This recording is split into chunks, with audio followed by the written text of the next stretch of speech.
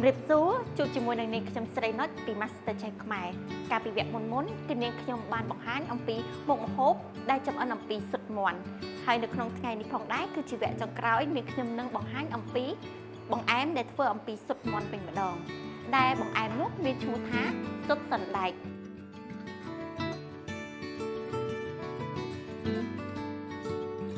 គ្រឿងផ្សំមានដូចជាសណ្ដែកសៀងខ្ញីខ្ទិះដូងអំបិលសណ្ដែកបាយស្ករត្នោតស្លឹកតើយ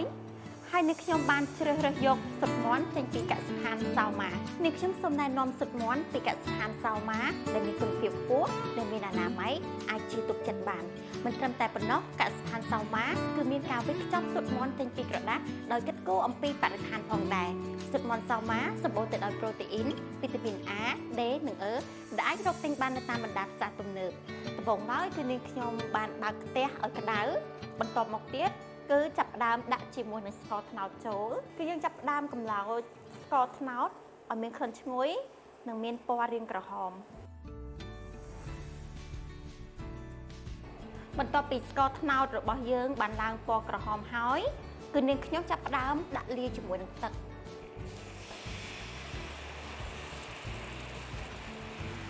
ហើយកូរស្ករត្នោតឲ្យរលាយជាមួយនឹងទឹកបន្ទាប់មកគឺចាប់ផ្ដើមដាក់ជាមួយនឹងអំបិល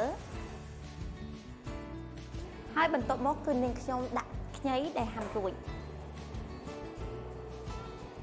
ទុកបែបនេះប្រហែលជាចន្លោះពេលពី7ទៅ10នាទីដើម្បីឲ្យខ្ញីគឺជះក្លិនឈ្ងុយចេញពីទឹកស្កររបស់យើងផងដែរបន្ទាប់មកគឺយើងចាប់ផ្ដើមចាក់ខ្ទិះដូងចូលឥឡូវនេះគឺចាប់ផ្ដើមចូលទៅដល់វគ្គទី2វិញម្ដងបន្ទាប់មកគឺនាងខ្ញុំចាប់ផ្ដើមចំហុយជាមួយនឹងសណ្ដែកបាយ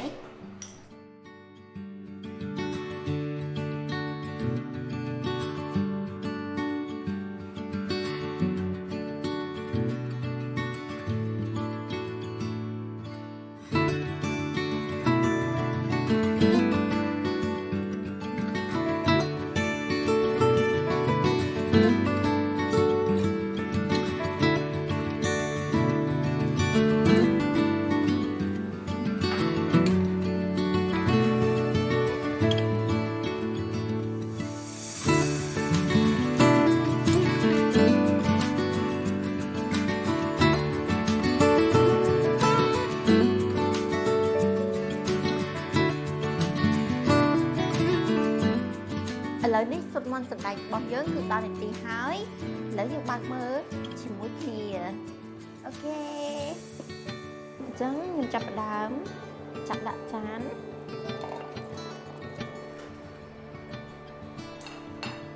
ហើយបន្តមកទៀតគឺដាក់ជាមួយនឹងទឹកស្កររបស់យើងសម្រាប់ទឹកស្ករគឺបងប្អូនអាចដាក់តាមចំណង់ចំណូលចិត្ត